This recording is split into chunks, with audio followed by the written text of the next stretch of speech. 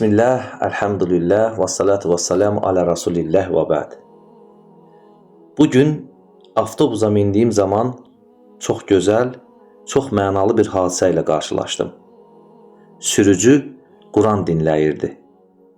Quranın səsi avtobusun içini elə bir nur, elə bir huzurla doldurmuşdu ki, insanın qəlbi öz-özünə rahatlayırdı.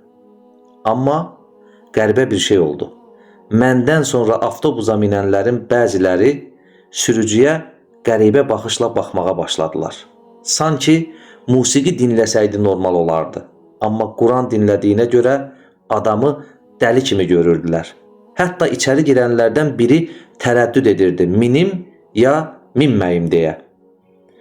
Bu mənzərə məni bir daha düşünməyə vadar etdi.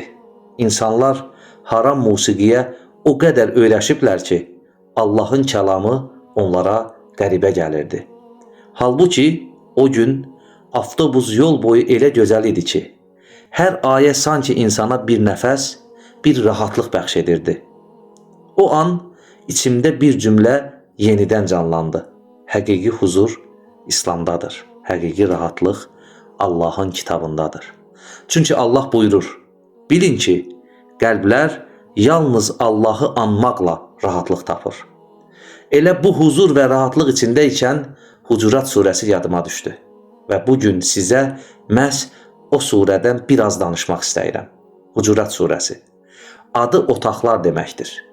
Mədinədə nazil olmuşdur və 18 ayədən ibarətdir.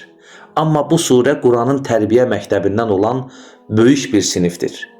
Ədəb, hörmət, qardaşlıq, təmkin, hamısı bu surədədir. Əgər bir insan Hucurat surəsini səmimi qəlblə oxusa, ayələrinin mənası üzərində düşünsə, o insanın imanı artır, qəlbi sakitləşir, həyatına gözəl dəyişikliklər gəlir Allahın izni ilə.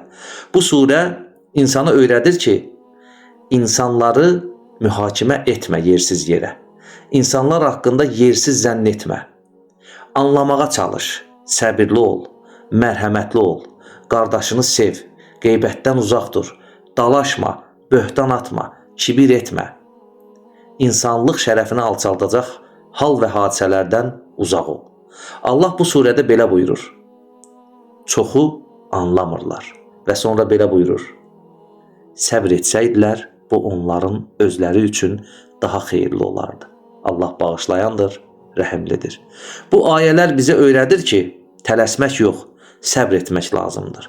Səsküy salmaq yox, anlamağa çalışmaq lazımdır. Çünki gözəl əxlaq həqiqətən böyük neymətdir. Hörmətli dinləyicilər, kim Hucurat surəsini düşünərək oxuyarsa, onun həyatı Allahın izni ilə dəyişər. Çünki bu surə qəlbləri tərbiyə edən, insanlığın mahiyyətini öyrədən bir məktəbdəndir. Allah bizi Quranın ədəbi ilə ədəbləndirsin. Quranın nuru ilə yaşayanlardan etsin. Allahumma amin. Subhanaka Allahumma və bihamdik. Əşhədu ən la ilahə illə ənt. Əstəğfiruka və atubu ileyk.